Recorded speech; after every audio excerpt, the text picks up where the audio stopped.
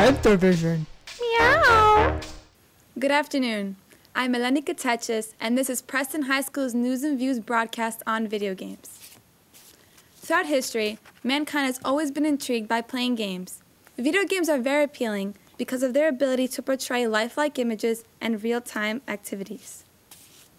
When people play video games, they have the opportunity to experience what it's like being other than themselves, such as an animal, creature, doctor, soldier, or even scientist. Let's go to Ashley and Alexa, who will give us some historical background. Not only are video games a popular hobby of teens today, but it is also a $50 billion industry. According to Tom Chatfield, author of Fun Inc., by the time our freshmen graduate, video game revenues will top the music industries by threefold. In 1980, Battlezone, the first 3D game, was created. The game is set in a virtual battleground and allegedly used by the U.S. government to train Army gunners on Bradley fighting vehicles. In 2001, Grand Theft Auto was introduced. The objectives in this game include killing people, picking up prostitutes, and stealing cars and money. Violent video games like Grand Theft Auto worry parents and worry the government too.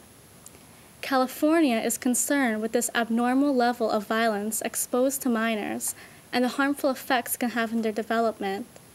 Governor Schwarzenegger brought its case all the way up to the Supreme Court just this last November, and the court has yet to give its ruling. Violent content is not the only issue with video games. Addiction is a concern as well. Surely video games are so popular because they're fun, but is that it? The notion that video games are addictive has been hotly contested, but as of today, the judgments of scientists are just as inconclusive as those in the Supreme Court. Let's see what current students at Preston High School have to say about video games and why they play them. Here is Eve with our own questionnaire and survey results. From our survey given out to 525 Preston High School students, we can report that the majority of our peers say they spend 5 hours or less playing video games weekly. As you can see from our chart, active games had the only dramatically positive response, whereas social networking, role-playing, and traditional sporting games had a lopsided negative one. We also asked our population when they play video games. 9% play to procrastinate or when stressed. 16% play when their tasks are completed, but nearly 80% of our survey takers said they play when they are bored. Let's watch the debate between Lauren and Tiffany about the pros and cons of video games. According to Eve, we play video games when we are bored. Video games are just another form of passive entertainment, a quick fix like fast food for the brain. The rules of video games are too restrictive, and they do not give us enough room to exercise our imagination. Each day, video games are becoming less restrictive and more real. Game designers are adding more open-ended elements so that kids can use their imaginations and tell their own stories. Many positive messages exist, and more are being creative. Gaming consoles like the Wii and Kinect are more active.